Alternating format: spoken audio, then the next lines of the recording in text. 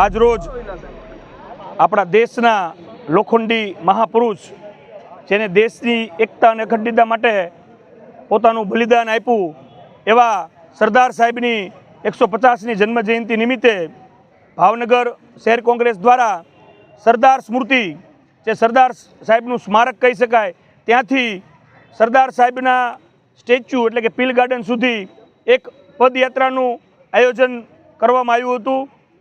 કારણ કે સરદાર સાહેબનો ખેડૂતો માટેની જે એની ભાવના હતી ને એ આખી અલગ પ્રકારની હતી।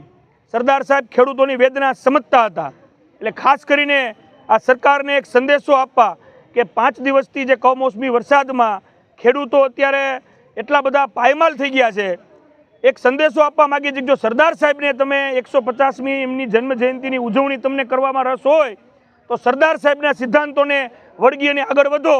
ખાસ કરીને એ જ માંગણી છે કે તમામ ગુજરાતના જે ખેડૂતો અત્યારે પાયમાલ પરિસ્થિતિમાં છે એમનું પાક ધિરાણ માફ કરો, તો જ સરદાર સાહેબને સાચી જન્મજયંતિની સાચી એમની જયંતિની ઉજવણી ગણાશે।